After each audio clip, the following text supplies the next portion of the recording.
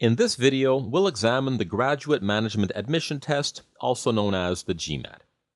We'll examine what this test is, the question types found on the GMAT, and the scores that you will receive when you take the GMAT.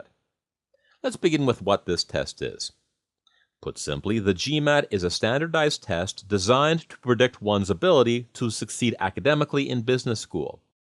In particular, the test measures one's verbal, mathematical, and analytical writing skills. Now, in most countries, the GMAT is a computer-based test that can be taken most days throughout the year.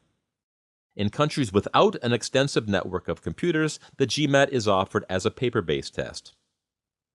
Now, the two main sections of the GMAT, that is, the quantitative and verbal sections, are delivered in a computer adaptive format.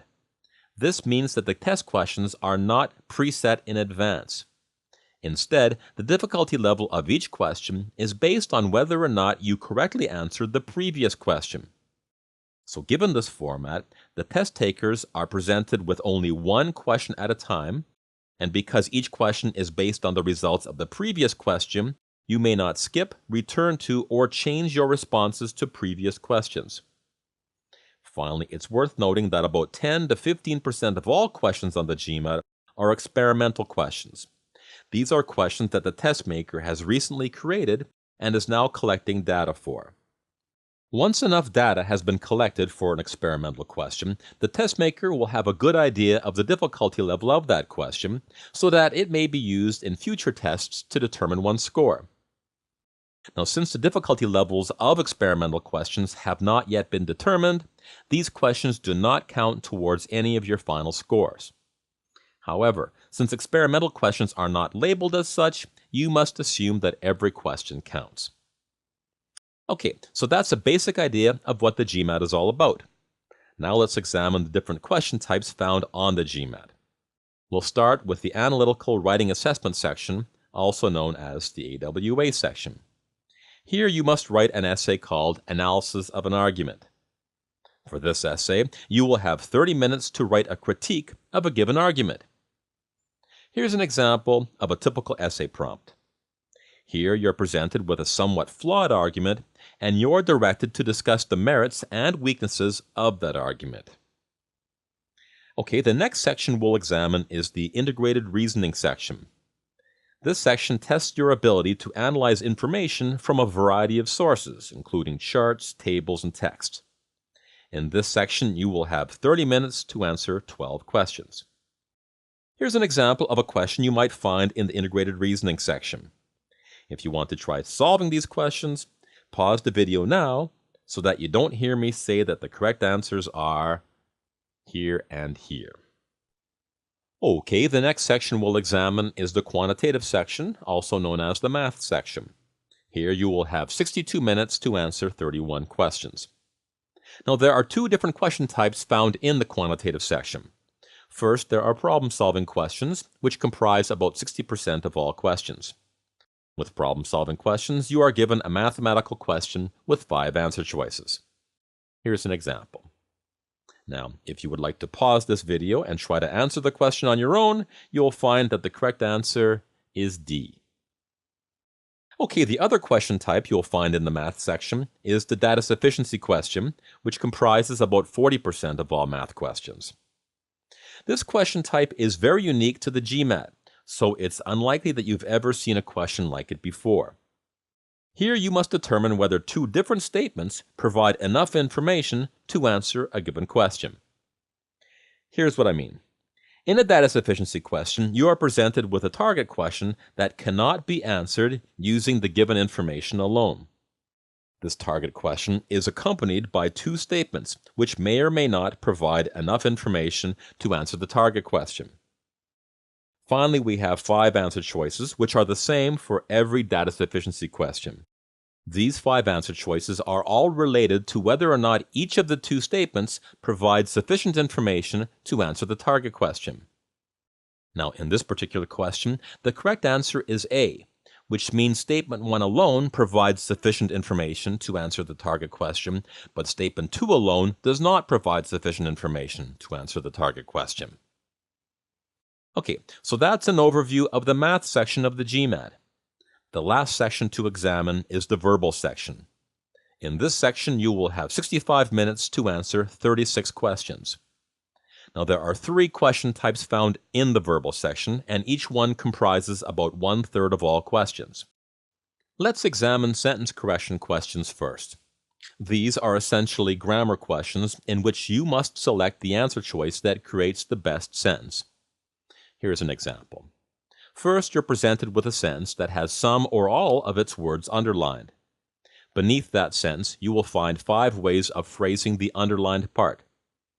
Now, the first answer choice is identical to the underlined part. The other 4 answer choices are different. If you feel that the original phrasing is best, choose answer choice A. Otherwise, choose one of the other answers. Now, if you would like to try to answer this question, please pause the video now before I tell you that the correct answer is B. Okay, another question type found in the verbal section is the critical reasoning question, where you must perform some kind of analysis on an argument. Here's an example. You're presented with an argument and a question about that argument. Your task is to analyze the given argument and select the best answer, which in this case happens to be E. Okay, the last verbal question type to discuss is the reading comprehension question. Here, you must answer questions based on information presented in a passage. Consider this example. Here we have a passage and a question with 5 answer choices. Your task is to read the passage and select the best answer, which in this case happens to be B. Okay, so now that we've discussed the various question types found on the GMAT, let's talk about the order in which those sections can appear. On test day, you will have the opportunity to choose from 3 possible orderings of the sections. If you choose the first option, you will get the writing assessment section first, the integrated reasoning section second, followed by an optional 8-minute break. After the break, you will write the quantitative section, followed by another break, and then the verbal section last.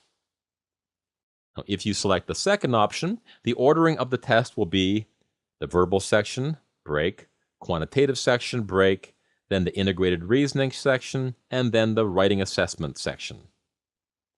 Finally, if you select the third option, the ordering will be as follows. On test day, you will have the option to choose your preferred order immediately prior to beginning the exam. You will be presented with the 3 options shown here, and you will have 2 minutes to make a selection. If you do not make a selection within those 2 minutes, order number 1 will be selected as a default. Okay, the last thing to discuss is the scores that you will receive once you've taken the test. There's a writing score between 0 and 6, an integrated reasoning score between 1 and 8, a math score between 0 and 60, a verbal score between 0 and 60, and a total score from 200 to 800. Now, this total score is based solely on the results of your verbal and quantitative sections of the test, and this total score is the one that business schools pay the most attention to when considering your application. Now, on test day, right after you complete the exam, you will receive your math score, verbal score, total score, and your integrated reasoning score. Once these scores appear on your computer screen, you will have 2 minutes to decide whether you want these scores to be reported to your chosen business schools or cancel the reporting. Keep in mind that even if you decide to keep the scores, you still have 72 hours to cancel your score online via your MBA.com account for a small fee. Alternatively, if you decide to cancel your scores but later decide you want to report them, you can reinstate your test scores up to 4 years and 11 months after the test. Finally, within 20 days of taking the test, you will receive your official score report, which will also include your AWA score. Finally, it's worth noting that your GMAT scores are valid for 5 years from the time you write the test. Okay, so that's a brief overview of the GMAT. As you'll see in other modules, there are many other videos that explore these topics in much greater detail.